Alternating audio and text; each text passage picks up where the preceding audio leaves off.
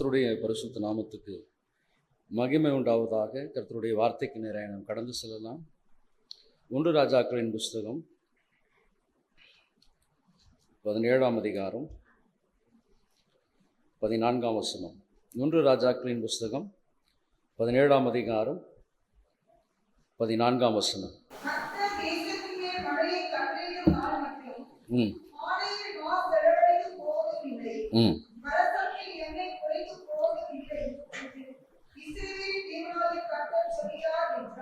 இந்த ஆசீர்வதிக்கப்பட்ட நல்ல உயிர்த்தெழுந்தலின் சாயங்கால வேளையில் நம்முடைய வார்த்தையை தியானிக்கும்படியாய் கர்த்தர் கொடுத்த அந்த நல்ல தருணத்திற்காக நன்றி. கர்த்தர் நீர் பேசுங்க ராஜா. வந்திருக்கிற ஒவ்வொருவரோடு கர்த்தர் இடைபடுவீராக. அடியனை தாழ்த்துகிறேன். ஒன்றுமில்லாதவன் மறைத்துக் கொள்ளுங்க. உங்க நாம மாத்திரம் மகிமைப்படட்டும். இயேசு கிறிஸ்து மூலமாய் செபத்தை ஏறெடுக்கிறோம் நல்ல பிதாவே, ஆமேன். ஆமேன். எல்லாருக்கும் தெரிந்த ஒரு வேற பகுதி எலியாவை குறித்து. ஆமேன். அதன் பின்பதாக கர்த்தருடைய வல்லமையை குறித்து இந்த புஸ்தகத்தில் நாம் அதிகமாய் பார்க்கிறோம். ஆகவே தான் 1ஆம் வசனத்தில் நாம் வாசிக்கும் பொழுது, கீலேயாத்தின் குடிகளில் திஸ்பியன் ஆகிய எலியா ஆகாப்பை நோக்கி, என் வாக்கின்படியே அன்றி இந்த வருஷங்களில் பனியும் மழையும் பெய்யாதிருக்கும் என்று இஸ்ரவேலின் தேவனாகிய கர்த்தருக்கு முன்பாக நிற்கிற நான் சொல்லுகிறேன், அவருடைய ஜீவனை கொண்டு சொல்லுகிறேன் என்று ஆகாப்புக்கு முன்பதாக இந்த வார்த்தைகளை சொல்லி அதன் பின்பதாக அவர் யோர்தானுக்கு கிழக்குக்கு நேராயிருக்கிற யோர்தானுக்கு நேராயிருக்கிற அந்த கேரித்த ஆற்றங்கடையில் அவர் ஒழிந்திருக்கிறார். அங்கு கர்த்தர் காகங்களுக்கு கட்டளையிட்டார். காகங்கள் அவருக்கு இறைச்சியை கொண்டு வந்தது. அது மாத்திரமல்ல, அந்த தண்ணீரை குடித்து அவர் அந்த இடத்தில் ஜீவித்து கொண்டிருந்தார். அதன் பின்பதாக தான் கர்த்தருடைய வார்த்தை மறுபடியுமாக எலியாவுக்கு வருகிறது. நீ என்ன பண்ணு, சாரிபாத்துக்கு போ, அங்கே ஒரு விதவைக்கு நான் உன்னை போஷிக்கும்படியாக நான் கட்டளையிட்டு இருக்கிறேன்.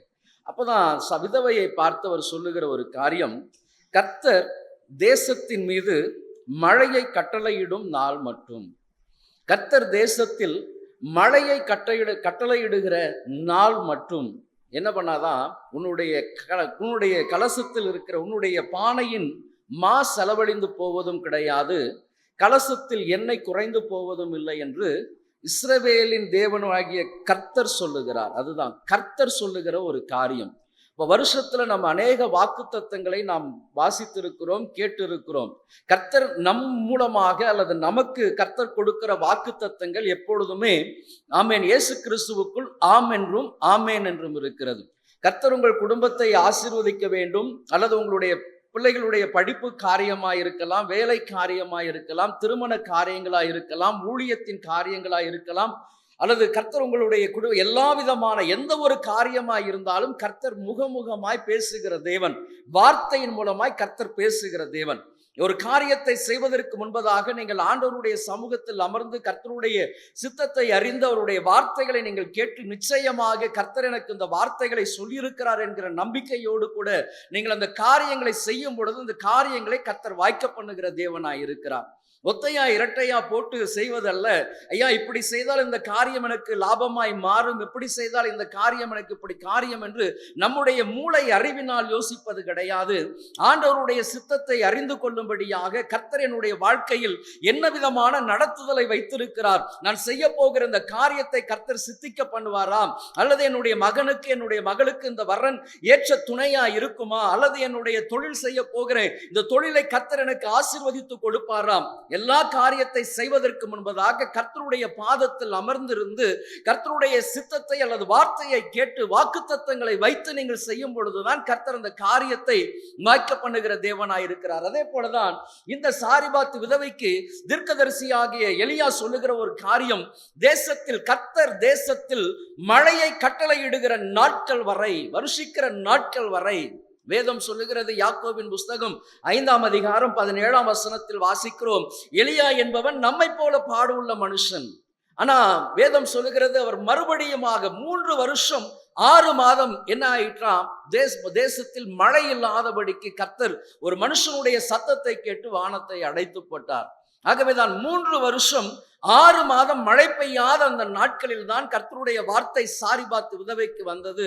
கர்த்தர் தேசத்தில் மழையை வருஷிக்கிற ஆமென் கட்டளையிடுகிற நாள் மட்டும் உன்னுடைய குடும்பம் ஆசீர்வாதமாய் இருக்கும். இல்லாதவைகளை இருக்கிறதை போல் அழைக்கிற தேவன் நம்முடைய தேவன். இல்லாதவைகளை இருக்கிறதை போல் அழைக்கிற தேவன். நாம் செய்ய வேண்டிய காரியம் என்ன? ஆண்டவரே, என்னுடைய காரியம், எனக்கு ஒரு நல்ல ஒரு வாக்குத்தத்தமான வார்த்தைகளை கொடுங்க ராஜா. என் வழிகளில் நான் செவ்வையான வழிகள் நடக்க வேண்டும் ஐயா. நல்ல ஒரு வேலை வாய்ப்பை நான் தேடிக்கொண்டிருக்கிறேன், எனக்கு ஆசீர்வாதமாய் கிடைக்க வேண்டும் ராஜா. என்னுடைய படிப்பு முடித்து நான் என்ன காரியங்கள் செய்ய வேண்டும்?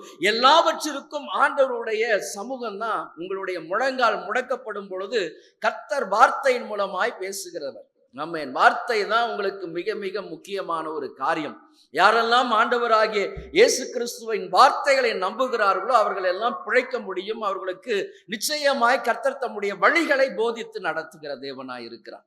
இன்றைக்கு நம் ஊழியர்களுடைய வாக்குத்தத்தங்களை கேட்கிறோம், நல்லது, ஆமென். அல்லது ஊழியக்காரிகள் மூலமாய் வாக்குத்தத்தம் கேட்கிறோம், ஐயா எனக்கு அந்த ஊழியக்காரங்க வாக்குத்தத்தம், இந்த ஊழியக்காரங்க. கர்த்தர் உங்களுக்கு என்ன வாக்குத்தத்தம் கொடுத்திருக்கிறார்? உங்கள் வாழ்க்கையில் உங்கள் குடும்பத்தை குறித்த வாக்குத்தத்தம் என்ன? உங்கள் ஊழியத்தை குறித்த வாக்குத்தத்தம் என்ன? உங்கள் வேலைகளை குறித்த வாக்குத்தத்தம் என்ன? உன்னுடைய எதிர்காலத்தை குறித்த வாக்குத்தத்தம் என்ன? கர்த்தர் பேசுகிறவர். நான் மட்டும் பேசுகிறதல்ல, ஆமென், அவரும் பேசுகிற தேவன். அவருடைய சத்தத்துக்கு செவி கொடுக்கும் பொழுதுதான் அவருடைய வார்த்தைகளை நீங்க ஏற்றுக்கொள்ள முடியும், அறிந்து கொள்ள முடியும், கேட்க முடியும். அது இருதயத்திற்குள்ளாக பதிக்கப்படுகிற வார்த்தையா இருக்கும். கர்த்தருடைய வார்த்தை என்பது, கர்த்தர் ஒரு முறை பேசினால் உங்கள் இருதயத்தில் அதை ஆணி அடித்தது போல அப்படியே பதிந்து விடும். ஆண்டவரே, என் குடும்பத்திற்காக நீர் கொடுத்திருக்கிற இந்த மேன்மையான வாக்குத்தத்தம் ராஜா, என் ஊழியத்திற்காக கர்த்தர் கொடுத்திருக்கிற மேன்மையான வாக்குத்தத்தம், ஆமென், அந்த வாக்குத்தத்தம் என்றைக்கும் மாறவே மாறாது.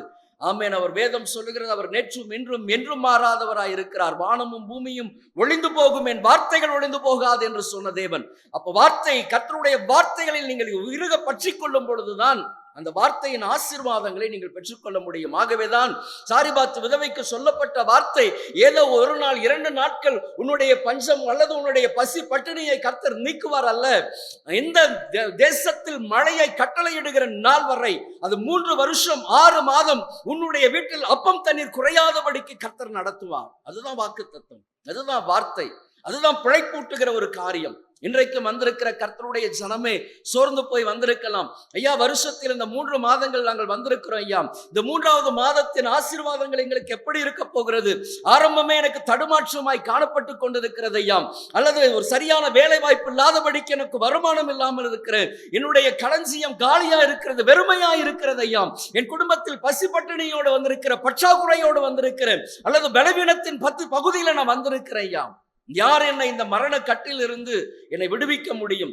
ஒரு விடுதலையை நோக்கி நீங்க வந்திருக்கலாம். ஆண்டவர் பேசுகிற தேவன், பேசுகிறது மாத்திரமல்ல, விடுவிக்கிற தேவன். அவர் காயம் கட்டுகிற தேவன், அவர் வழி உண்டாக்குகிற தேவன். நீங்களும் நானும் ஆராதிக்கிற தேவன் இன்றைக்கும் மாறாதவராய் இருக்கிறபடியினால் அவருடைய வார்த்தையை நீங்க கேட்கும் பொழுது பிழைக்க முடியும். அவருடைய வார்த்தை ஆவியாயும் ஜீவனுமாய் இருக்கிற வார்த்தை. ஆமென். ஆண்டவர் அற்புதம் செய்கிறவர். உங்க வாழ்க்கையில் நிச்சயமாய் அற்புதம் செய்வார். எப்பொழுது காற்றையும் கடலையும் அதட்டின தேவன். குடும்பங்கள்ல குழப்பத்தோடு கூட வந்திருக்கிறீங்களா? ஐயா, எங்களுக்குள்ளாய் ஒரு சரியான ஒருமனம் இல்லாமல் இருக்கிறது, கணவன் மனைவியாய் ஒருமனப்படாமல் இருக்கிறோம் ஐயா, நம்ம ஒரு கொந்தளிக்கிற காற்றை போல இருக்கிறது, என் குடும்பம் தத்தளித்துக் கொண்டு இருக்கிறோம், வந்திருக்கிறீங்களா? ஆமென். கொந்தளிக்கிற காற்றையும் கடலையும் அதட்டின தேவன் இன்றைக்கும் ஜீவனோடு கூட இருக்கிறார். அவர்தான் சொல்லியிருக்கிறார், ஆமென், தேசத்தில் கர்த்தர் மழையை கட்டளையிடுகிற நாள் வரைக்கும் உன்னுடைய மாப்பு செய்கிற தொட்டி ஆசீர்வதிக்கப்பட்டிருக்கும், களஞ்சியத்தில் எண்ணெய் குறையாதபடி இருக்கும். அவர் சொன்னால் சொன்னதுதான். ஆமென். வாக்கு மாறாத தேவன் என் தேவன். மனுஷன் ஆயிரமான வார்த்தைகளை சொல்லலாம், ஆனால் ஆண்டவர் எனக்கு ஒரு, ஆமென், உங்களுக்கு ஒரு வாக்கு கொடுத்தார், எனக்கு ஒரு வாக்கு கொடுத்தால் அந்த வாக்கு தத்துவம் நிறைவேறுகிற வரை கர்த்தரை, ஆமென், விடவே மாட்டார். இந்த வார்த்தை நிறைவேறும், நிச்சயமாய் நிறைவேறும். அது தீவிரித்து வரும். தாமதித்தாலும் அதற்கு நீ காத்திருக்கும் பொழுது கர்த்தர் உனக்கு என்ன காரியத்தை செய்ய வேண்டுமோ அந்த காரியத்தை உன் வாழ்க்கையில் நிச்சயமாக செய்து முடிப்பார். ஆமென். அது மாறவே மாறாது. அப்போ 3 காரியங்கள் என்ன ஐயா? 3 வருஷம் 6 மாதம், 3 வருஷம் 6 மாதம் ஒரு விதவைக்கு ஆண்டவர் கட்டளையிட்டார். அப்போ 3 வருஷம் 6 மாதங்கள் கர்த்தருடைய ஆசீர்வாதம் அந்த குடும்பத்தை ஆசீர்வதித்தது மாத்திரமல்ல, ஆமென், அந்த அற்புதத்தை அவர்கள் மாத்திரமல்ல, ஆமென், எல்லாரும் ருசித்தார்கள். அப்ப இந்த வாழ்க்கையில், என்னுடைய வாழ்க்கையிலும் கர்த்தருடைய அற்புதங்கள் நடக்கும். வாக்குத்தத்தம் எனக்கு ஆண்டவர் பேசணும் அப்படின்னு சொன்னா கர்த்தருடைய பாதத்தில் அதிக நேரம் காத்திருப்பது மிக மிக அவசியம். ஏதோ 1 மணி நேரம் 2 மணி நேரம் செலவு பண்றேன் அப்படி இல்லை. ஒவ்வொரு நாளும் கர்த்தருடைய பாதத்தில் அமர்ந்திருந்து கர்த்தருடைய வார்த்தைகளை கேட்கணும். என் வாழ்க்கையில என்ன சித்தம் வச்சிருக்கிறீங்க ஐயா? என் குடும்பத்தில் என்ன காரியத்தை செய்ய வேண்டும்? என் பிள்ளைகளுடைய வாழ்க்கைக்கு நான் என்ன செய்ய வேண்டும்? நான் வேலைக்கு போகிறேன், இந்த வேலைக்கு நான் என்ன காரியத்தை செய்ய வேண்டும்? எல்லாம் செய்து முடித்து விட்டு கர்த்தரை தேடுவதல்ல, ஆமென், செய்வதற்கு முன்பதாக கர்த்தரை தேடணும். ஒரு இடம் வாங்கினாலும், ஒரு வீடு கட்ட ஆரம்பித்தாலும், எந்த ஒரு காரியத்திற்கும் முதலாவது கர்த்தரை தேடணும். ஆமென். அவர் ஒரு வார்த்தையை கொடுக்கிற வார்த்தைகள் தான் உங்களுக்கு முழுவதுமாக பலத்தோடு நடக்கும்படியாக செய்யும். ஆமென். அப்போ ஒரு 3 காரியங்கள். என்ன காரியம்? என்ன காரியம்? எப்படி என் கர்த்தர் என்னை ஆசீர்வதிப்பார்? எப்படி என்னை மேன்மைப்படுத்துவார்? 3 காரியம். முதலாவதாக வாசிக்கலாம். 1 ராஜாக்களின் புஸ்தகம் 17ஆம் அதிகாரம் 10, 11, 12 இந்த வசனங்களை வாசிங்க. அப்படியே அவன் எழுந்து சாரிபாத்துக்கு போனான். அந்த பட்டணத்தின் ஒலிமுக வாசலுக்கு அவன் வந்தபோது அங்கே ஒரு விதவை விறகு பொறுக்கிக் கொண்டிருந்தாள். அவன் அவளை பார்த்து கூப்பிட்டு, நான் குடிக்கிறதுக்கு கொஞ்சம் தண்ணீர் ஒரு பாத்திரத்தில் எனக்கு கொண்டு வா என்றார். கொண்டு வர அவள் போகிற போது அவன் அவளை நோக்கி கூப்பிட்டு, கொஞ்சம் அப்பம் உன் கையிலே எனக்கு கொண்டு வா என்றார். அதற்கு அவள், பானையில் ஒரு பிடி மாவும் கலயத்தில் கொஞ்சம் எண்ணெயுமே அல்லாமல் என்னிடத்தில் ஒரு அடையும் இல்லை என்று உம்முடைய தேவனாகிய கர்த்தருடைய ஜீவனை கொண்டு சொல்லுகிறேன். இதோ நானும் என் குமாரனும் சாப்பிட்டு செத்துப் போக அதை எனக்கும் அவனுக்கும் ஆயத்தப்படுத்துவதற்கு 2 விறகுகளை பொறுத்துகிறேன் என்றார். ஆமென். ஆண்டவர் நம்முடைய வாழ்க்கையில் அற்புதம் செய்வதற்கு முன்பதாக ஆண்டவர் கேட்கிற ஒரு காரியம், உன்னிடத்தில் என்ன இருக்கிறது? ஆண்டவர் என் வாழ்க்கையில அற்புதம் செய்யணும்னு சொன்னா முதலாவதாக என்னிடத்தில் இருப்பதை நான் சொல்ல வேண்டும். என்னிடத்தில் இருப்பதை நான் சொல்ல வேண்டும். இன்றைக்கு அநேகர் அந்த நம்மிடத்தில் இருக்கிற காரியத்தை நம்ம அறிந்து கொள்ளவே முடியல. நம்மக்கிட்ட என்ன இருக்கு அப்படின்றதே நிறைய பேருக்கு தெரியல. ஆகவேதான் வேத புஸ்தகத்தில், நியாயாதிபதிகளின் புஸ்தகத்தில் நீங்க வாசிக்கும் பொழுது கிதியோனை குறித்து பார்க்கிறோம். கிதியோன் பயந்து போரடித்துக் கொண்டிருந்தான். பயந்து போரடித்துக் கொண்டிருக்கிற கிதியோனை பார்த்துதான் கர்த்தருடைய தூதனானவர் சொன்னார், பராக்கிரமசாலியே, கர்த்தர் உன்னோடு கூட இருக்கிறார். அப்பதான் அவர் சொல்றா, ஐயா நாங்க பயந்து போரடித்துக் கொண்டிருக்கிறேன், என்னை யார் என்று? பராக்கிரமசாலியே, பராக்கிரமசாலி. பயந்து போய் கொண்டிருந்த ஒரு மனுஷனை பார்த்து கர்த்தருடைய தூதனானவர் சொல்லுகிறார், பராக்கிரமசாலி. அது மாத்திரமல்ல, உனக்கு இருக்கிற இந்த பலத்தோடு போ, உன்னை அனுப்புகிறவர் நான் அல்லவா. அப்போ ஆண்டவர் முதலாவதாக என் வாழ்க்கையில் கிரியை செய்ய வேண்டும், அற்புதம் செய்ய வேண்டும் என்று சொன்னால், என்னிடத்தில் என்ன இருக்கிறதோ அதை நான் சொல்ல வேண்டும். என்கிட்ட இருக்கிறதை சொன்னால்தான் கர்த்தர் அந்த காரியத்தை என்ன பண்ணுவார்னா வர்த்திக்க பண்ணுவார், ஆசீர்வதிப்பார், மேன்மைப்படுத்துவார். ஆகவே தான் யோபு பக்தன் சொல்லும் பொழுது, நான் எதில் விழுந்திருக்கிறேனோ அந்த இடத்தை எனக்கு காண்பீங்க. நான் எதில் விழுந்து போய் இருக்கிறேனோ அந்த இடம் எனக்கு தெரிய வேண்டும். அப்ப என்னிடத்தில் இருக்கிற காரியத்தை சொன்னால் மாத்திரம்தான் கர்த்தர் என்ன பண்ண முடியும்? என்னை உயர்த்த முடியும், என்னை ஆசீர்வதிக்க முடியும். இன்னைக்கு அநேகர் நமக்கு கர்த்தர் கொடுத்திருக்கிற தாளந்துகளை, கிருபைகளை அநேகர் போக்கடித்துக் கொண்டிருக்கிறோம். ஒரு சிலருக்கு நன்றாக ஜெபிக்கக்கூடிய கிருபைகளை கர்த்தர் கொடுத்திருப்பார். ஆனால் உங்கள் வாழ்க்கையில் இருக்கிற சோம்பேறித்தனம் என்ன பண்ணும்? தூங்கி வழியும்படியாக செய்யும். அநேகருக்கு கர்த்தர் நல்ல பாடல் பாடக்கூடிய கிருபைகளை கொடுத்திருப்பார். நீங்கள் பாடலை பாடாதபடி வெட்கப்பட்டு அமர்ந்து கொண்டு இருக்கலாம். அல்லது ஒரு சிலருக்கு நன்றாக வேதத்தை வாசித்து, கிரமமாய் வாசித்து அதை தியானிக்க கூட கிருபைகளை கர்த்தர் கொடுத்திருப்பார். அந்த கிருபைகளை எல்லாம் மழுங்கடித்து கொண்டு இருக்கலாம். அல்லது ஒரு சிலர் நன்றாக ஜெபிக்கக்கூடியவர்களாய் காணப்படலாம். கர்த்தர் பேசி தட்டி எழுப்பி உங்களை ஜெபிக்கும்படியாக ஏவி எழுப்புகிற அப்படிப்பட்ட ஒரு கிருபைகளை கர்த்தர் கொடுத்திருக்கலாம். ஆனா அதை எல்லாம் என்ன பண்ணியிருக்கிறோம்? இன்றைக்கு மழுங்கடித்து கர்த்தர் நமக்கு கொடுத்திருக்கிற காரியங்களை எல்லாம் மழுங்கடித்து ஜீவித்து கொண்டிருக்கிறோம். ஆனா ஆண்டவருடைய சமூகத்துல நம்ம எப்படி ஜெபிக்கிறோம்? ஆண்டவரே, நீங்க எனக்கு என்னையா கொடுத்தீங்க? என்ன கொடுத்திருக்கிறீங்க? ஆகவேதான் எலியா கேட்கிறார், எனக்கு கொஞ்சம் தாகத்திற்கு தண்ணி கொண்டு வா. நீ தாகத்துக்கு முதலாவது தண்ணீர் கொண்டு வா என்று சொல்லும் பொழுது, அதன் பின்பதாக அவர் போகலாம். தண்ணி எடுக்கும்படியாக போகும் பொழுதுதான் சொல்லுகிறார், என்ன பண்ண? முதலாவது கொஞ்சம் அப்பத்தை உன் கையில கொண்டு வா, கொஞ்சம் அப்பத்தை. அப்பதான் அவர் சொல்லுகிறாள், என்னிடத்தில் அவள் பானையில் ஒரு பிடி மா. அப்போ ஒரு பிடி அப்படின்னு சொல்லும் பொழுது அது எத்தனை பேருக்கு அந்த அப்பம் சுட முடியும்னு தெரியல. ஒரு பிடி தான். அப்ப களஞ்சியத்தில் கொஞ்சம் எடுக்கக்கூடிய எண்ணெய் இல்ல, வடிக்கக்கூடிய அளவுக்கு தான் எண்ணெய். இதுதான். அப்ப அவள் தன்னிடத்தில் இருப்பதை மறைக்காமல் சொன்னாள். ஐயா என்கிட்ட ஒரு படி மாதாயா இருக்குது, கொஞ்சம் எண்ணெய் தான் இருக்குது, கொஞ்சம் போலதான் எண்ணெய் இருக்கு. ஆமென். இருப்பதை சொல்லும் பொழுதுதான் கர்த்தருடைய ஆசீர்வாதம்.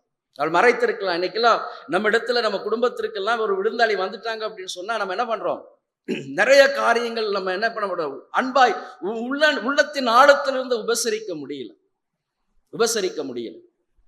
அப்ப அந்த உபசரிப்புல இன்னைக்கு அநேகருக்கு கசந்து போகிற ஒரு அனுபவம் தான் காணப்பட்டு கொண்டிருக்கிறது. நம்ம வந்திருக்கிற கர்த்தருடைய ஜனமே, இன்றைக்கு நன்றாக அறிந்து கொள்ளுங்க. ஐயா, கர்த்தர் எனக்கு கொடுத்திருக்கிற கிருபைகளை நான் என்ன பண்ணக்கூடாது? மறைக்க கூடாது. எனக்கு என்ன காரியத்தை கர்த்தர் கொடுத்திருக்கிறாரோ ஆமென், அதை நான் முழுவதுமாக பயன்படுத்துகிறவனாய் காணப்படணும், அதை வெளிப்படுத்துகிறவனாய் காணப்படணும். இந்த விதவை சரியாய் சொன்னால், ஐயா என்னிடத்தில் ஒரு பிடி மாவும் என் களஞ்சியத்தில் கொஞ்சம் எண்ணெயும் தான் இருக்கு, அதை தவிர வேற இடத்துல என்கிட்ட ஒண்ணுமே கிடையாது ஐயா. ஆமென். வந்திருக்கிற கர்த்தருடைய ஜனமே, இந்த வேத புஸ்தகத்தை நீங்கள் வாசிக்கும் பொழுது இதே அனுபவத்தை 2 ராஜாக்களின் புஸ்தகத்தில் தீர்க்கதரிசியின் புத்திரனுடைய மனைவி வந்து சொல்லுகிறார். ஐயா, எலிசாவின் இடத்தில் வந்து கேட்கும் பொழுது வாசிக்கலாம். 2 ராஜாக்களின் புஸ்தகம் 4:2-3 வாசிங்க.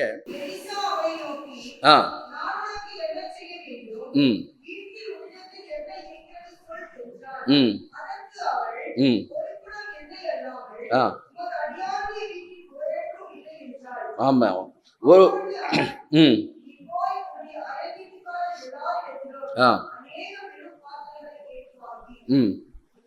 ஆமே.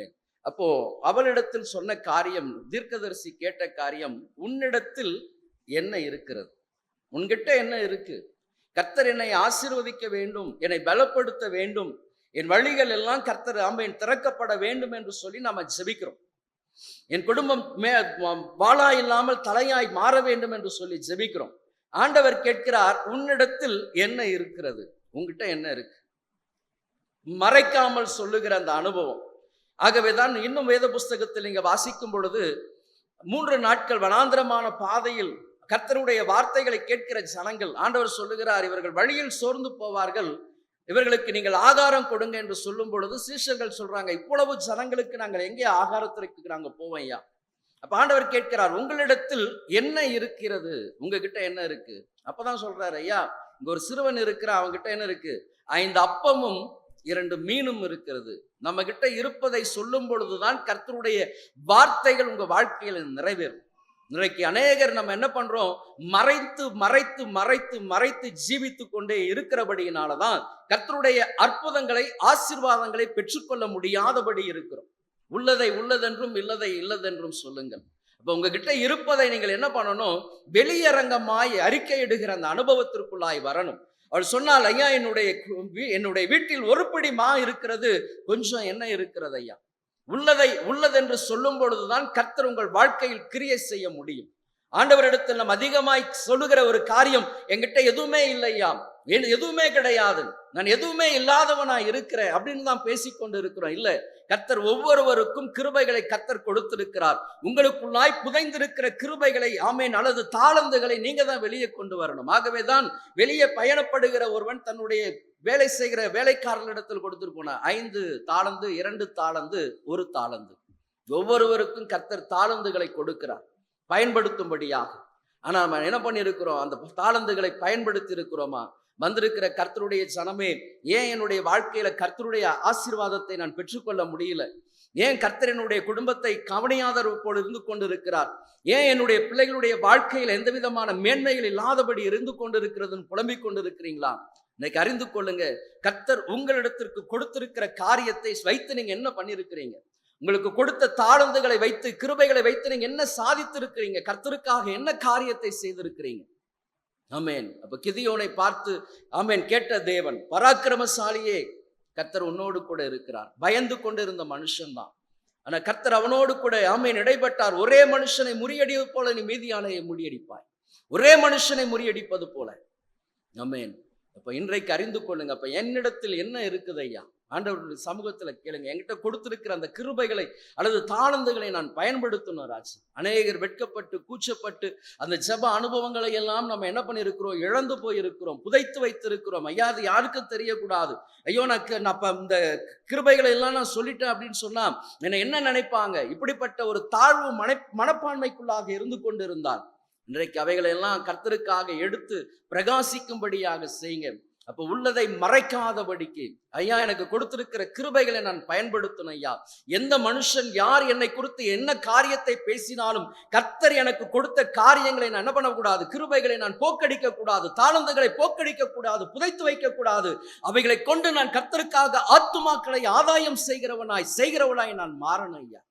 ஆமேன். உள்ளதை சொல்லும் பொழுது மட்டும்தான் கர்த்தருடைய ஆமேன் உங்க வாழ்க்கையில கர்த்தருடைய அற்புதங்கள் நடக்கும். இன்றைக்கு அநேகர் மறைத்து இருக்கிறபடியினால், வெட்கப்பட்டு இருக்கிறபடியினால் கர்த்தர் உங்கள் குடும்பங்கள்ல ஆமேன் கிரியை செய்ய முடியல, அற்புதங்கள் செய்ய முடியல. ஆகவே வந்திருக்கிற கர்த்தருடைய சனமே, இன்றைக்கு உங்கள் இருதயத்தை ஆராய்ந்து பாருங்க. ஐயா எனக்கு நீர் கொடுத்திருக்கிற அந்த கிருபைகளை அல்லது தாளந்துகளை நான் பயன்படுத்தி கொண்டு இருக்கிறேனா, நான் உமக்காக அதை பிரோசனப்படுத்தி கொண்டு இருக்கிறேனா, அல்லது எனக்கு இந்த பாடல் பாடுகிற தாளந்து மட்டும்தானே இருக்கு, ஜெபிக்கிற தாளந்து இல்லையே என்று சொல்லி ஏங்கிக் கொண்டு இருக்கிறேனா. ஆமேன். கர்த்தர் உங்களுக்கு கொடுத்திருக்கிற ஒரு தாளந்தில் நீங்க உண்மையா இருக்கும் பொழுது ஆமேன் கர்த்தர் உங்களுக்கு மேன்மையானது ஆமேன் ஆசீர்வாதங்களை கொடுப்பார். கொஞ்சத்தில் உண்மையுள்ளவனை தான் கர்த்தர் அதிகத்தில் அதிபதியாய் வைப்பார். அப்போ உங்களுக்கு கொடுத்திருக்கிற அந்த கொஞ்ச காரியத்துல உண்மையாயிருங்க. அவள் சொன்னால் எனக்கு ஒரு பிடி மாவு இருக்குது, கொஞ்சம் என்ன இருக்குது ஐயா. அவள் நினைத்திருக்கலாம், ஐயா இந்த ஆகாரத்தை வைத்து நாங்கள் 2-3 நாட்கள் தான் எங்களுடைய பசி பட்டினியை நாங்கள் என்ன பண்ண முடியும், தீர்க்க முடியும். ஆகவேதான் உன்னுடைய வார்த்தை எப்படி வருகிறது, நானும் என் மகனும் சாக போகிறோம். அந்த வார்த்தை அப்படிதான். கொஞ்சம் ஒரு பிடி மாவும் கொஞ்சம் எண்ணெயும் இருக்கிறது. இது முடிந்தவுடன் என்னுடைய வாழ்க்கை என்ன, ஒரு மிகப்பெரிய கேள்விக்குறி. அதன் பின்பதாக பசி பட்டினி, நானும் என் மகனும் சாக போகிறோம். அந்த வார்த்தை ஆமேன் அப்படிதான் அந்த சூழ்நிலையில தான் வெளிப்பட்டது. ஆமேன். வந்திருக்கிற கர்த்தருடைய சனமே, இன்னைக்கும் கூட வந்திருக்கலாம், வெறுமையாய் வந்திருக்கலாம். ஐயா யார் என்னை போஷிக்க முடியும், யார் என்னை ஆமேன் நடத்த முடியும், நான் எப்படி கொண்டு செல்ல போகிறேன், எனக்கு ஒன்றுமே தெரியலையே. இன்னைக்கு உங்ககிட்ட இருப்பதை நீங்கள் அறிந்து கொள்ளுங்க. அன்றைக்கு ஆமேன் தீர்க்கதரிசி கேட்கும் பொழுது உன்னிடத்தில் என்ன இருக்கிறது, ஒரு குடம் என்ன இருக்குதுன்னு சொன்னான்.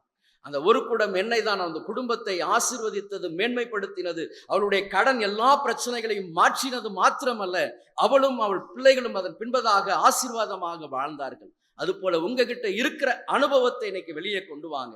கர்த்தர் கொடுத்திருக்கிற கிருபைகளை கர்த்தருக்காக பயன்படுத்தும்படியாக ஒரு தீர்மானம் எடுங்க. ஆண்டவரே நான் எனக்கு கொடுத்திருக்கிற கிருபைகளை நான் உமக்காக பயன்படுத்தட்டும் ராஜா, உமக்காக நான் பயன்படுத்தட்டும். ஏதோ ஒரு காரியம் எனக்கு நீ கொடுத்திருக்கிறீர் ராஜா, அந்த காரியத்தை நான் உமக்காக பயன்படுத்தும்படியாக ஆமேன் என்னை முழுவதுமாக ஒப்பு கொடுக்கிறேன்னு சொல்லி ஒப்பு கொடுத்து பாருங்க. கர்த்தர் வழிவாசல்களை திறந்து கொடுக்கிற தேவன். அப்போ முதலாவதாக ஆமேன் உங்களிடத்தில் இருப்பதை சொல்ல வேண்டும். இரண்டாவதாக வாசிக்கலாம். அதே 1 ராஜாக்களின் புஸ்தகம் 17ஆம் அதிகாரம் 25ஆம் வசனம் 15 வாசிங்க.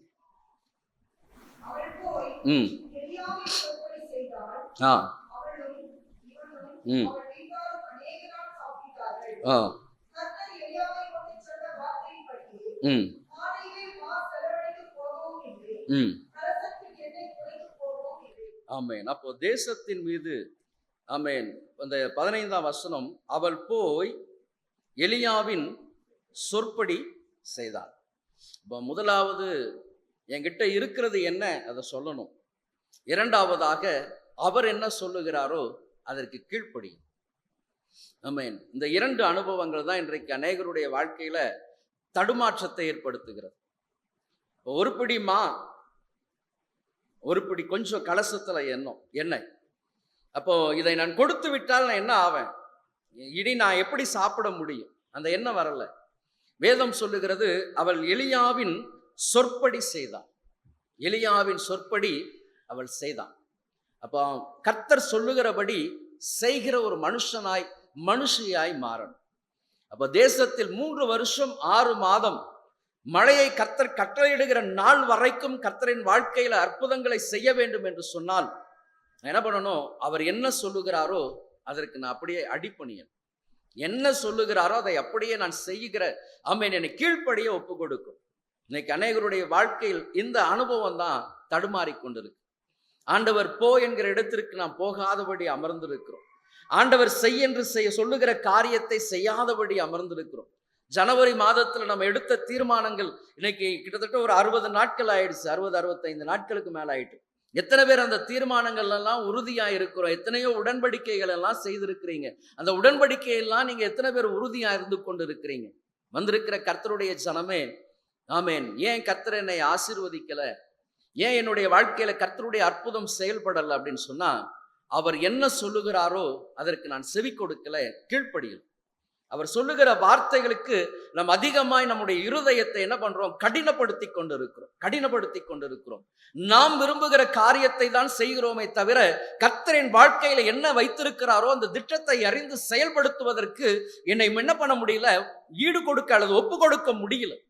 கர்த்தர் என்ன பண்ணுகிறார்? ஆமென். அவருடைய சித்தத்தை செய்யும்படியாக என்னை கொண்டு அவர் சித்தத்தை செய்யும்படியாக விரும்புகிறார். ஆனா நம்ம என்ன பண்றோம்? பல நேரங்களில் நம்முடைய விருப்பங்களை நிறைவேற்றுவதற்காக தான் நம்ம முழுவதுமாக ஒப்பு கொடுக்கிறோம். ஏன் விருப்பம் நிறைவேறணும் ஐயா?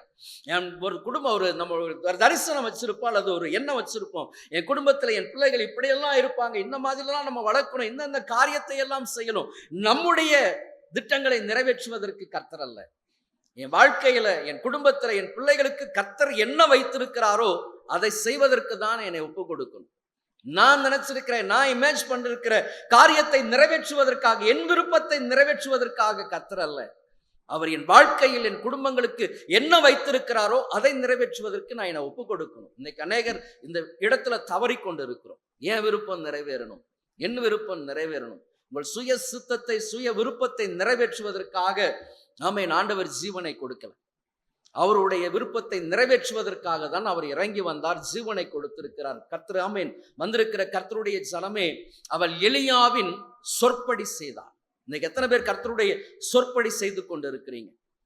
ஆமென். ஆகவேதான் யோவான் எழுதின சுவிசேஷத்துல வாசிக்கிறோம், மரியாள் சொல்லுகிறார், அவர் என்ன சொல்லுகிறாரோ அதை அப்படியே செய்யுங்க ஐயா.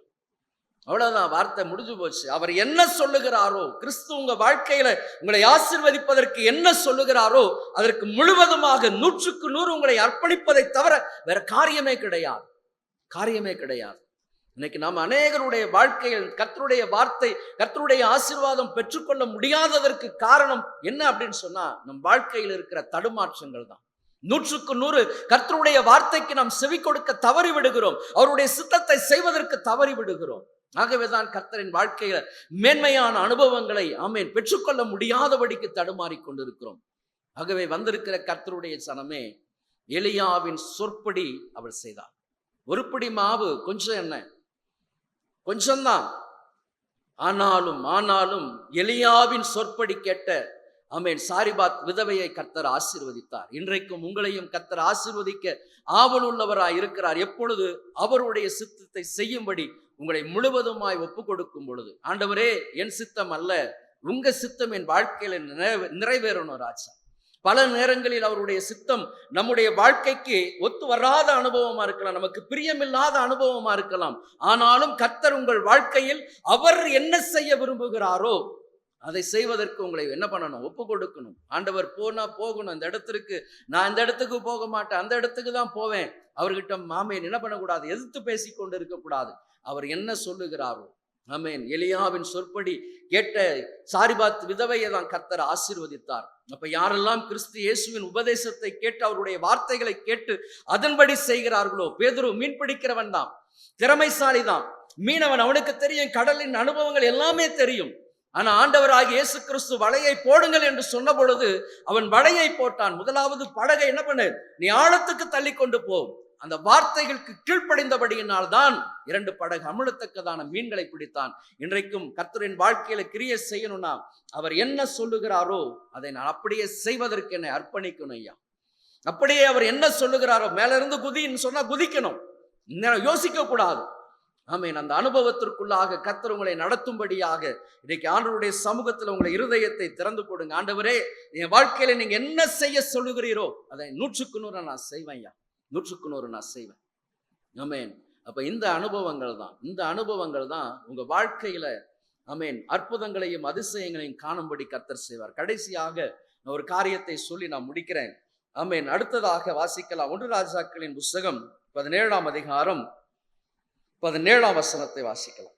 இவைகள் நடந்த பின்பு ஆ வீட்டுக்காரியாகிய அந்த ஸ்திரீயின் மகன் ம். வியாதியில் விழுந்தான்.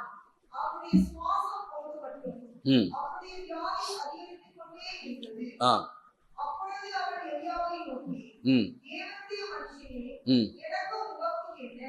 ம் நற்றவத்தை நினைக்கப்பட்டதும் என் குமாரனை சாபப்படணுமா என்று வந்தீர் என்றார். ஆமென். போதும்.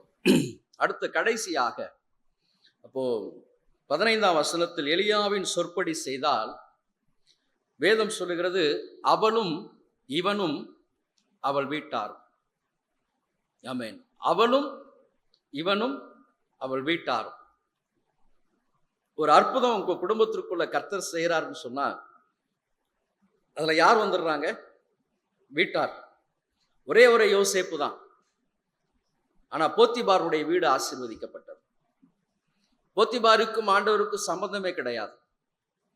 ஆனா ஒரே ஒரு யோசேப்பு, ஒரு கர்த்தருக்கு பயப்படுகிற மனுஷன் ஒரு குடும்பத்தில் இருக்கும் பொழுது அவன் வீட்டார் அனைவரையும் கர்த்தர் ஆசீர்வதிப்பார்.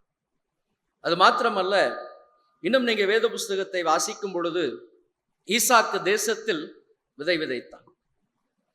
ஈசாக்கு பஞ்ச நாட்களில் விதை விதைத்தான். கர்த்தர் அவனுக்கு 100 மடங்கு ஆசீர்வாதத்தை கொடுத்தான். கர்த்தர் சொல்லுகிற வார்த்தையை அப்படியே செய்கிற மனுஷன். அப்படியே செய்யணும். நீ எகிப்துக்கு போகாத, நீ இங்கேயே இரு. அதுதான் கர்த்தருடைய வார்த்தை. எல்லாரும் புறப்பட்டு போகிறாங்க. ஆனாலும் ஆண்டவர் சொன்ன வார்த்தைக்கு கீழ்ப்படிந்தபடியினால்தான் இன்றைக்கும் நாம் ஆபிரகாமின் தேவனை, ஈசாக்கின் தேவனை என்று பேசிக் கொண்டிருக்கிறோம். ஆமென். நம்ம ஜெபிக்கும் பொழுதெல்லாம் ஆண்டவரை ஆபிரகாமின் தேவனும் ஈசாக்கின் தேவனும் யாக்கோபின் தேவனுமா இருக்கிற என்னுடைய தேவனாய் இருக்கிறவர் அப்படி சொல்றோம். காரணம் என்ன? இவர்கள் எல்லாருமே கீழ்ப்படிந்தாங்க கர்த்தருடைய வார்த்தைக்கு. கீழ்ப்படிதலின் ஆசீர்வாதத்தை பெற்றபடியினாலதான் இன்றைக்கு நாம் அவர்களை எல்லாம் சொல்லி நாம ஜெபிக்கிறோம். அப்ப அவனும் அவளும் அவன் வீட்டார். அந்த வீட்டார் என்கிற அனுபவம் நம்ம அநேகர் ஜெபம் பண்ணுவோம். ஐயா, நானும் என் வீட்டாரும், நானும் என் வீட்டாரும். நம்ம ஜெபிக்கிறோம். உங்க வீட்டுக்குள்ள எத்தனை பேர் இருக்கிறீங்க? உங்க வீட்டுக்குள்ள நீங்க எத்தனை பேர் இருக்கிறீங்க? நானும் என் வீட்டாருமே என்றார். அப்போ வீட்டார் அப்படின்னு சொல்லும் பொழுது சங்கீதத்துல வாசிக்கிறோம், உன் அலங்கத்திற்குள் ஆரோக்கியமும் உன் அரண்மனைக்குள் சுகமும். அப்ப அந்த அலங்கத்திற்குள்ளாக உங்கள் உற்றார் உறவினர்கள் எல்லாரும் வரணும். விதவையானவள் தான், கைவிடப்பட்டவள் தான், ஆமென், தனியா ஜீவித்து கொண்டிருந்தவள் தான். ஆனா பஞ்ச நாட்கள் வந்த பொழுது அவளும் அவனும் வீட்டார். அந்த குடும்பம் எல்லாரும் ஒரு மனதுக்குள்ள வந்துட்டாங்க. ராகா பேசியை குறித்து வாசிக்கிறோம். ஆமென். அவள் மட்டும் இல்லை, அவளுடைய எல்லா சொந்தக்காரங்க எல்லாரையும் அவள் பாதுகாத்து கொடுத்தாள். வந்திருக்கிற கர்த்தருடைய ஜனமே, இன்றைக்கு உங்களுடைய காரியம் என்ன? கர்த்தருடைய வார்த்தைக்கு கீழ்ப்படிங்க. ஏன் எனக்கு பிடிக்காதவங்க, எனக்கு பகை செய்தவங்க, எனக்கு விரோதமான வார்த்தைகளை உபயோகம் பண்ணினவங்க, என்னை குறித்து தவறாய் பேசினவங்க இல்லை. ஆமென். கர்த்தருடைய சத்தத்துக்கு, கர்த்தருடைய வார்த்தைக்கு நீங்கள் கீழ்ப்படியும் பொழுது அந்த வட்டத்துக்குள்ள யார் வந்துடணும்? வீட்டார் அனைவரும் வரணும். வீட்டார் அனைவரும் வரணும். இன்னைக்கு கசந்து போய் இருந்து கொண்டு இருக்கிறோம். ஆமென். கர்த்தருடைய வார்த்தைக்கு செவி கொடுக்க ஆமென் நம்ம என்ன பண்றோம்? கடினமான மனதை வைத்துக் கொண்டு இருக்கிறோம். ஐயா, அவனும் அவளும் அவன் வீட்டாரும். அவள் சொல்றா, நானும் என் மகனும் தான், நானும் என் மகனும் சாப்பிட்டு நாங்க சாக போகிறோம். இதுதான் அவள் சொன்ன வார்த்தை. ஆனா இந்த இடத்துல வேதம் சொல்லுகிறது, அவளும் அவனும் அவன் வீட்டாரும். அவளும் அவனும் வீட்டாரும். இன்னைக்கு உங்க வீட்டுக்குள்ள எல்லாரும் இருக்கிறீங்களா? ஒரு மனமா இருக்கிறீங்களா? ஒற்றுமையா இருக்கிறீங்களா? ஐக்கியமா இருக்கிறீங்களா? சமாதானத்தோடு கூட இருக்கிறீங்களா? ஆமென்.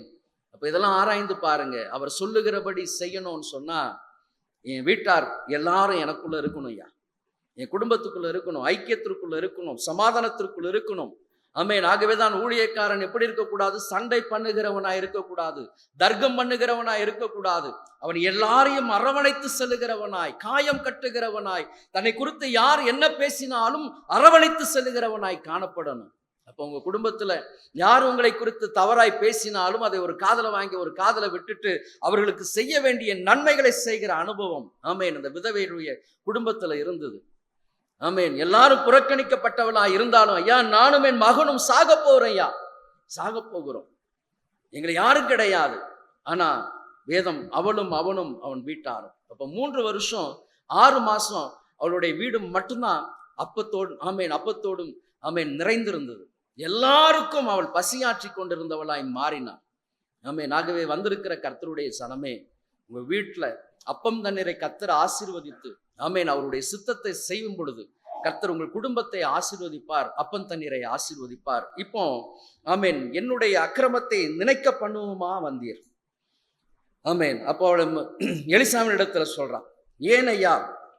எலியாவை நோக்கி, தேவனுடைய மனுஷனே, எனக்கும் உமக்கும் என்ன என் அக்கிரமத்தை நினைக்க பண்ணவும் என் குமாரனை சாக பண்ணவுமா என்னிடத்தில் வந்தான். அப்ப அற்புதம் மாத்திரமல்ல, ஆமென், அற்புதம் மாத்திரம் என்ன பண்ணிடாது, பரலோகத்திற்கு நேராக கொண்டு போகாது. என் வாழ்க்கையில ரட்சிப்பு இருக்கணும். ரட்சிப்பு தான் என்னை பரலோகத்திற்கு நேராக கொண்டு போகும். அப்போ ஒருவன் ஜலத்தினாலும் ஆவியினாலும் பிறவாவிட்டான். அப்போ வந்திருக்கிற கர்த்தருடைய ஜனமே, மூன்றாவது அனுபவம் ஒரு உயிர்த்தெழுதலின் அனுபவம் என் வாழ்க்கையில காணப்படும். வெறும் அற்புதம் மட்டுமே சார்ந்து போகிற அனுபவம் கிடையாது. ஐயா, வேதத்தில் கர்த்தர் சொல்லியிருக்கிறார், அதிசயத்தை காணப்படுவோம். ஒவ்வொரு நாளும் இஸ்ரவேல் ஜனங்கள் அதிசயத்தை கண்டு நடந்தார்கள். ஆனா என் வாழ்க்கையில ஆமென் இந்த காரியம் என்ன பண்ணிராது, பரலோகத்திற்கு நேராக கொண்டு போகாது. அப்ப என் வாழ்க்கையில என்ன இருக்கணும், உயிர்த்தெழுதலின் அனுபவம் இருக்கணுங்க. உயிர்த்தெழுதலின் அனுபவம், பாவத்துக்கு செத்து நீதிக்கு பிழைக்கிற அனுபவம் இருக்கணும். ஆகவேதான் இவர் சொல்லுகிறார், என் அக்கிரமத்தை நினைக்க பண்ணவும் என் குமாரனை சாக பண்ணவுமா இங்க வந்தீர். ஆமென். வந்திருக்கிற கர்த்தருடைய சனமே, அப்போ மூன்றாவது அனுபவம் உயிர்த்தெழுதலின் அனுபவம் என் வாழ்க்கையில காணப்படுதா? என்கிட்ட இருக்கிறத சொல்லணும், அவர் சொல்லுவதை செய்யணும். மூன்றாவது உயிர்த்தெழுதலின் அனுபவத்தை நான் பெற்றுக்கொள்ளுகிறவனாய் மாறணும். ஆமென். வாழ்க்கையில கர்த்தர் ஏதோ ஒரு காரியத்தை செய்ய விரும்புகிறார் அப்படின்னு சொல்லும் பொழுது ஆமென் இப்படிப்பட்ட அனுபவங்கள் நடக்கலாம். ஒரு சிலருக்கு மரண பள்ளத்தாக்கின் வழியாக நடக்கலாம். ஆண்டவரை, ஏன் என் குடும்பத்தில் இந்த சஞ்சலம் வந்திருக்குது ஐயா? எதற்காக? ஆண்டவருடைய சமூகத்தில் அமரும் பொழுது அவள் வந்து சொல்லும் பொழுது உடனடியாக அவன் குமாரனை மேல் தன்னுடைய கட்டிலில் வைத்து அவன் என்ன பண்றாரா, 21ஆம் வசனத்தை வாசிக்கும் பொழுது, பிள்ளையின் மீது 3 தரம் குப்புற விழுந்து, என் தேவனாகிய கர்த்தாவே, இந்த பிள்ளையின் ஆத்துமா அவனுக்குள் திரும்பி வர பண்ணும் என்று தேவனை நோக்கி விண்ணப்பம் பண்ணினான். கர்த்தர் எலியாவின் சத்தத்தை கேட்டார். ஆமென். அப்ப இந்த இடத்துல எலியா சொற்படி சாரிபாத் விதவை கேட்டார். மூன்றாவது எலியாவின் சத்தத்தை கர்த்தர் கேட்டார். அப்ப நான் உயிர்த்தெழுதலின் அனுபவத்தை பெறுகிறவனாய் மாறும் பொழுது, மரித்து கிறிஸ்துவுக்குள்ளாய் மரித்து போன ஆத்துமாக்களை உயிர்ப்பிக்கிறவனாய் மாறும் பொழுது கர்த்தர் என்னுடைய ஜெபத்தை கேட்பார். கர்த்தர் நாம் செய்கிற ஒவ்வொரு ஜெபங்களுக்கும் பதில் கொடுப்பார். அது உயிர்த்தெழுதலின் அனுபவத்துக்கு நேராய் வழி நடத்தும். அற்புதங்கள் எல்லாம் மறைந்து போகும், எல்லாம் ஒரு நாள்ல ஒழிந்து போகும். ஆனா உயிர்த்தெழுதலின் அந்த பாவ மன்னிப்பு நிச்சயத்தை பெற்று கிறிஸ்துவின் இரத்தத்தால் கழுவப்பட்டவர்களாய் நீங்கள் ஜீவிக்கும் பொழுது ஆமென் யுக யுகமாய் கிறிஸ்துவோடு கூட வாழ்கிற அந்த மேலான அனுபவத்தை நீங்க பெற்றுக்கொள்ள முடியும். அது மாத்திரமல்ல, 24ஆம் வசனம் அந்த வார்த்தையை மாத்திரம் வாசித்து நம்ம அப்படியே ஜெபத்திற்குள்ளாய் கடந்து போகலாம்.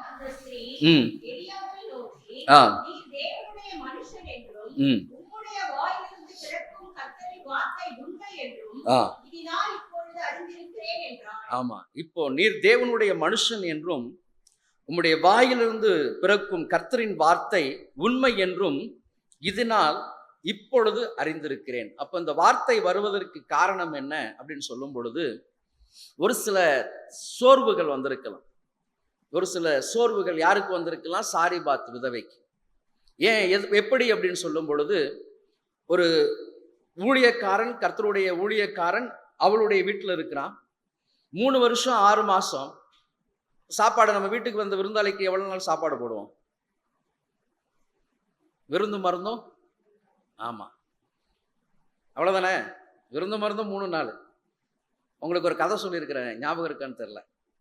கல்யாணம் ஆகி திருமணமாகி மருமகளை கூட்டிட்டு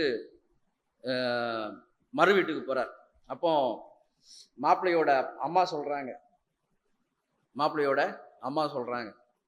தம்பி, நீ என்னைக்கு நீ சாப்பிடும் போது உன் முகத்தை பார்க்குறியோ அன்னைக்கு நீ என்ன பண்ணிரு, திரும்பி வந்துரு அப்படின்னு சொல்லி அனுப்புறாங்க. நம்ம மாப்பிள்ளைக்கு வீட்டுக்கு போனா என்றைக்கு இருந்தாலும் மாப்பிள்ளை வீட்டு சாப்பாடு, மாமனார் வீட்டு சாப்பாடு என்பது விசேஷமா தான் இருக்கும் இல்லையா? அப்போ 1 மாசம் ஆச்சு, 2 மாசம் ஆச்சு, மாப்பிள்ளைக்கு இந்த சரியான சாப்பாடு. இப்போ நாட்கள் போக போக போக ஒரு நாள், சரி மருமவன் எப்பவும் நம்ம கூடயே தானே இருக்கிறாருன்னு சொல்லிட்டு காலையில் டிஃபன் எதுவும் பண்ணல, பழைய சாதத்து இருக்குது அப்படின்னு சொல்லிட்டு மாப்பிள்ளைக்கு பழைய சாதம் கொடுத்துட்டாங்க. மாப்பிள்ளை குடிஞ்சி தட்டை பார்த்தா தான் மூஞ்சி தெரியுது. அப்போதான் அம்மா சொன்ன வார்த்தை அவருக்கு ஞாபகத்துக்கு வந்து, டேய் என்னைக்கு நீ வந்து சாப்பிட்ற தட்டில் உன் மூஞ்ச பார்க்குறியோ அன்னைக்கு நீ என்ன பண்ணிடு. ஆமாம், உடனே அன்னைக்கே புறப்பட்டு அவர் வந்துட்டார். அதே போல தான் இந்த வார்த்தை நீங்கள் நல்லா மைண்ட் பண்ணீங்கன்னா, நீர் தேவனுடைய மனுஷன் என்றும் உம்முடைய வாயிலிருந்து பிறக்கும் வார்த்தை கர்த்தரின் வார்த்தை உண்மை என்றும் இது நாள். இப்போ நாளாக நாளாக நாளாக சடவு வரும். ஒருத்தரை உபசரிக்கும் பொழுது சடவு வரும். என்னையா அந்த மனுஷன், என்னையா அந்த மனுஷனுக்கு. அதனால தான் அவனும் அவளும் வீட்டார். அந்த வீட்டார் உள்ள வந்தாங்க அப்படின்னு சொன்னா சும்மா இருக்க மாட்டாங்க. ஒரு சில விஷயங்கள்லாம் சொல்லிக்கிட்டே இருப்பாங்க. நம்ம சாப்பிட்றோம், அந்த அளவுக்கு எது வெட்டியா சாப்பாடு கொடுக்குற. அப்பதான் அவ சொல்லுகிறார், என் அக்கிரமத்தை நினைக்க பண்ணவுமா இங்க வந்தீர். என் அக்கிரமம். அப்ப நான் என்ன பண்ணணும், ஒரு ஊழியக்காரன் மூலமாய் கர்த்தர் என்னை ஆசீர்வதிக்கிறார்னா நான் என்ன பண்ணணும், முழு மனதோடு கூட அர்ப்பணிப்போடு கூட நான் என்ன பண்ணணும், உபசரிக்கணும். முதல் நாள் சாப்பாடுலாம் மேலே போயிருக்கும் இல்லையா, 1 மாசம் 2 மாசம் மேலே போயிருக்கு. அதுக்கப்புறம் கீழே இறங்கி வந்து சாப்பிடு, அடுத்தது எல்லாரோட சாப்பிடு. அப்போ நாட்கள் போக போக போக போக அற்புதங்கள் என்ன பண்ணோம் அப்படின்னு சொன்னா இந்த அனுபவங்களுக்கு நேராய் கொண்டு வரும். அதனாலதான் நீர் தேவனுடைய மனுஷன் என்றும். ஆகவேதான் ஆமென், ஊழியக்காரர்களையும் ஊழியக்காரிகளையும் நீங்க என்ன பண்ணணும், கனம் பண்ணணும்.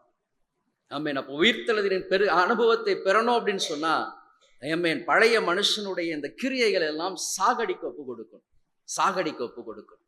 ஒரு கர்த்தருடைய மனுஷன் வீட்டுக்கு வரான் அப்படின்னு சொன்னா கர்த்தர் அந்த மனுஷனோடு கூட இருக்கிறார் ஐயா. ஆமென். அப்ப அந்த மனுஷன் வந்தா கர்த்தரின் வீட்டை ஆசீர்வதிப்பார். அப்ப இப்படிப்பட்ட மனப்பக்குவம் வரணும். ஆகவே தான் நீர் இப்பொழுது நீர் தேவனுடைய மனுஷன் என்றும் உம்முடைய வாயிலிருந்து புறப்படுகிற வார்த்தை உண்மை என்றும் இப்ப நான் அறிஞ்சிருக்கிறேன். ஒத்தையாரட்டையா பாட்டு இல்லை, களஞ்சியத்துல இருக்கிற குறைஞ்சு போகிற வரை அப்படிலாம் சொல்லல. ஆமென். உண்மையாய் கர்த்தருடைய வார்த்தை நடக்கும் ஐயா, நிச்சயமாய் நடக்கும். இப்ப நான் நம்புறேன், அவள் சாட்சி கொடுக்கிறான். ஆமென். அப்ப தன்னுடைய மகன், அது மாத்திரமல்ல, இதுல இன்னொரு காரியம் இருக்கிறது. 12ஆம் வசனத்துல, நானும் என் குமாரனும் சாப்பிட்டு செத்து போக. அவள் அறிக்கை எப்படி செய்தா, செத்து போக. அப்ப மரணம் யாருக்கு வந்தது, மகனுக்கு வந்தது. ஆகவேதான் வாயிலிருந்து புறப்படுகிற வார்த்தை, மரணமும் ஜீவனும் நாவின் அதிகாரத்தில் இருக்கு. அநேகர் சாதாரணமாய் சொல்றோம், நீ ஏன் உயிரோடு இருக்கிற, செத்துப்போ அப்படின்னு சொல்லிட்டு. வார்த்தை பிரயோகம் ஜாக்கிரதையா இருக்கணும். என்ன வார்த்தை நீங்க பேசுறீங்க, மனுஷன் எதை விதைக்கிறானோ அதையே அறுப்பான். அப்ப இந்த 3 அனுபவம் உங்க வாழ்க்கையில் இருக்கணும்னா நாவு மிக மிக ஜாக்கிரதையா இருக்கணும், உங்க இருதயம் செவ்வையா இருக்கணும். மற்றவர்களுடைய ஆலோசனைக்கல்ல, கர்த்தர் யாரை கொண்டு உங்களை ஆசீர்வதிக்கிறாரோ ஆண்டவருக்கு முன்பதாக உங்கள் இருதயம் உத்தமமா இருக்கணும். ஆரம்பத்தில் இருந்த ஜப வாழ்க்கை, உபவாசங்கள் நாளடைவில் என்ன ஆகுது, அப்படியே சோர்ந்து கீழே கீழே கீழே போகுது. பல நேரங்கள்ல நம்ம ஆண்டவரையே மறந்து விடுகிறோம். அப்போ அப்படிப்பட்ட அனுபவத்திலிருந்து வார்த்தை தான் அவள் சொன்னா, நீ தேவனுடைய மனுஷன் என்று உங்களுடைய வாயிலிருந்து புறப்படுகிற வார்த்தை கர்த்தருடைய வார்த்தை என்னும் இப்ப நான் நம்புறேன் ஐயா, இப்ப நம்புறேன். ஆமென். ஆகவே கர்த்தர் உங்களை கொண்டு உங்கள் குடும்பத்தில் என்ன காரியத்தை செய்ய விரும்புகிறாரோ கீழ்ப்படிங்க, சித்தத்தை செய்யுங்க. கர்த்தர் நிச்சயமா உங்கள் குடும்பங்களை ஆசீர்வதிப்பார். கண்களை மூடி ஜெபிக்கலாம்.